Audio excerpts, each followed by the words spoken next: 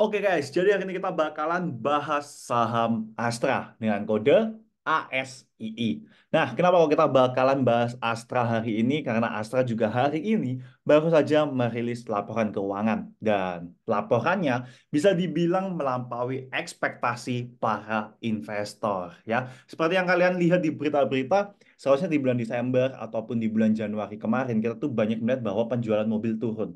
Tapi dengan Astra merilis laporan keuangannya hari ini, ya otomatis para investor yang sebelumnya berekspektasi terhadap Astra itu rendah, mereka cukup kaget dengan hasil dari Astra di tahun 2023.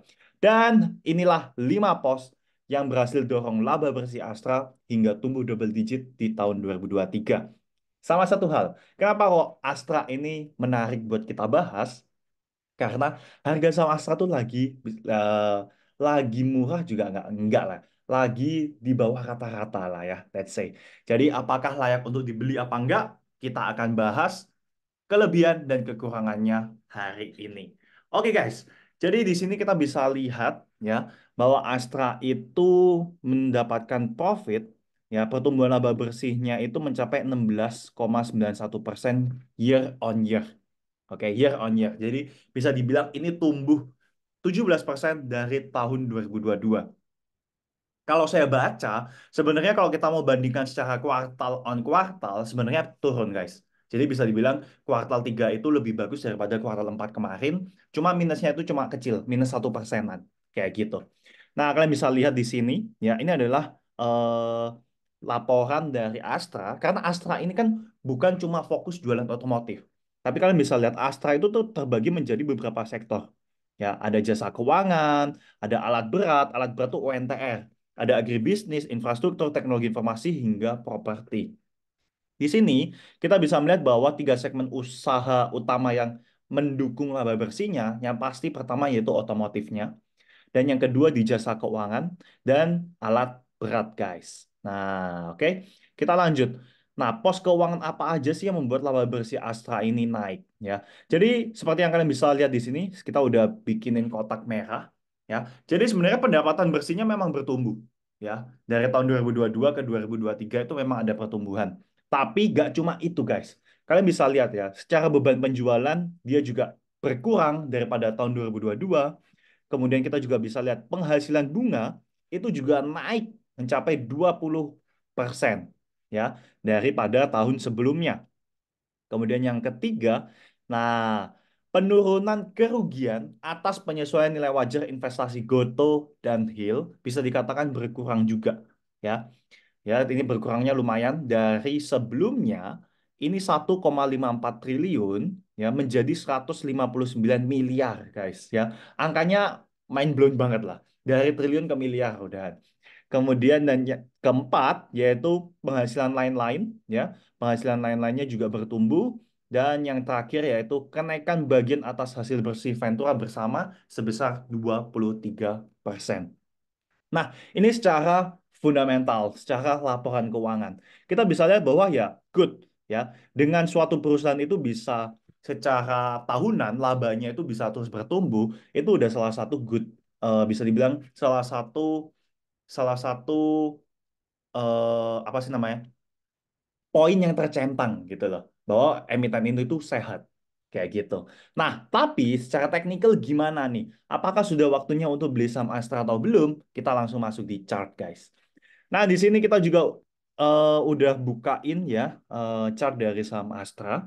Di sini juga ada dividen Astra ya. Jadi Astra itu juga diperkirakan akan membagikan dividen final sebesar Rp satu per saham. Oke. Nah, sebelum kita masuk di chart lebih dalam ya.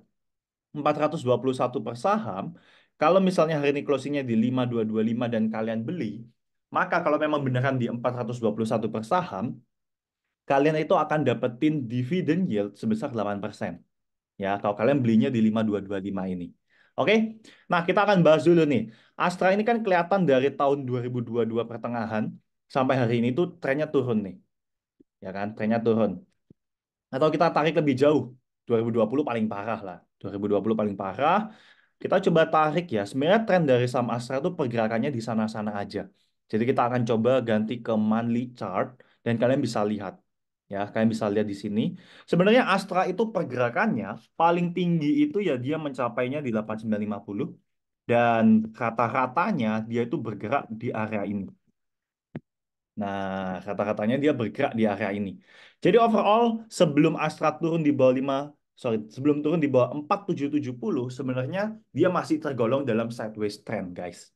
Ya, cuma kalau kita mau lihat di mediumnya, di biweekly, maka kita akan mendapatkan bahwa ya sebenarnya Astra ini ada dalam zona downtrend.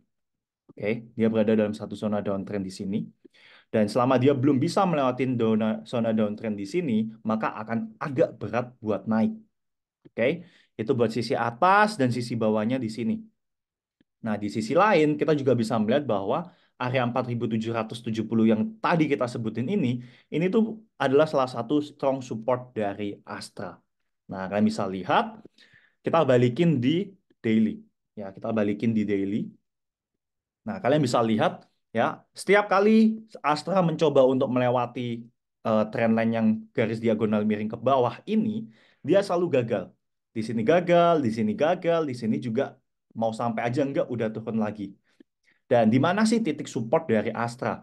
Nah, di sini kita melihat zona inilah yang akan menjadi titik support kuat dari si Astra ini sendiri. Nah, yaitu di zona 4650 sampai 4850. Tengah-tengahnya 4750, guys.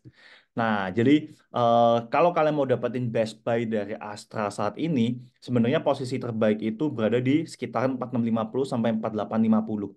Oke, di area tersebut. Kita masuk ya ke tren yang jauh lebih kecil.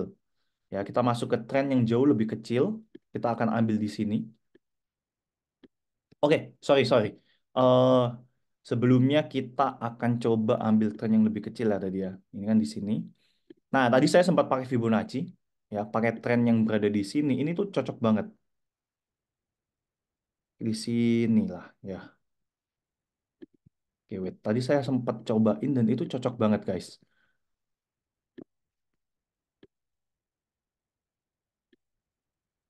Try.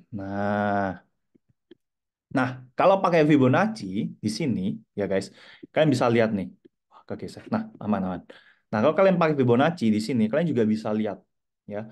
Garis Fibonacci-nya ini sebenarnya di sini tuh udah ada support 4940, ya, secara Fibonacci jangka menengah. Ya, di sini ada support. Kalau memang ini jebol, maka ada potensi dia bakalan drop ke 4290. Tapi yang tadi saya sebutkan di sini itu ada satu support yang cukup kuat. Ya, cuma nggak terdeteksi di Fibonacci-nya. Jadi overall, sebenarnya kalau memang mau koleksi, kalian bisa tunggu di 4650 tadi, atau sebenarnya di 4940 ini juga udah oke. Ya, cuma salah satu hal yang menurut saya cukup krusial di sini adalah kapan Astra ini bisa keluar dari zona downtrend jangka pendek. Ya, kalau tadi yang kita gambarkan itu jangka menengah, nah ini tuh tren yang jangkanya pendek banget. Nah, di sini aja Astra masih kesusahan, guys. Ya, kalian bisa lihat beberapa kali ketika dia mau naik kena garis langsung turun, ya, kena garis langsung turun. Bahkan hari ini tadi pagi ketika dia udah sempat yang namanya gap up, akhirnya closingnya dibalikin turun, ya, akhirnya closingnya dibalikin turun. Oke, overall kita masih melihat adanya potensi si Astra ini bisa turun lagi, ya, dia masih bisa turun lagi ke sini, ya, untuk menguji supportnya, dan kalian bisa manfaatin buat masuk. Ya, kalian bisa manfaatin area 4940 ini buat kalian entry, ya. Kalian entry di sini. Kalau dapat, ya, kalau dapat. Nah, dan kalian boleh pasang area stop loss itu di bawah area 4640 lah di sini. Oke. Jadi kalian bisa pasang stop lossnya di 4640, 4630, ya. Itu berarti kalian akan kena raise sebesar 6% dari harga kalian beli. Ya, kalau kalian dapatnya benar-benar persis di sini. Kalau kalian dapatnya di 4950 ya raise-nya sekitar 6,5%. Oke. Dan di satu sisi kita juga bisa lihat yang namanya itu targetnya. Ya. Kalau Astra memang bisa rebound naik, kemana sih target dia? Nah, di sini kita melihat bahwa kalau memang dia bisa naik, maka area resisten yang pertama kali akan diuji adalah di area 5750. Which is kalau kalian belinya on support, kalian akan punya target itu sebesar 16%. Berarti risk versus reward rasionya udah sebesar 1:2,46%. Not bad. Ya. Cuma sebenarnya kalau dari tim pegang saham, kita tuh suka beli saham ketika memang dia udah keluar dari zona downtrend. Oke. Nah, mau nggak nih ditungguin aja dulu sampai memang dia bisa keluar, baru kita beli. Ya, jadi kalau memang bisa, dia sideways-nya abisin dulu. Di sini dia abisin dulu sideways-nya, baru kita entry. Oke? Kemudian yang selanjutnya yang perlu kita perhatikan adalah next targetnya gimana kok. Kalau memang dia udah bisa naik ke 5750, berarti dia udah confirm keluar dari zona downtrend-nya. Kalau dia bisa keluar dari zona downtrend-nya, maka bukan hal yang nggak mungkin buat Astra bisa balik ke area 6400. Ketika dia bisa balik ke 6400, maka kalian akan mendapatkan profit tambahan lagi sebesar 10-12%. Oke, itu buat Astra.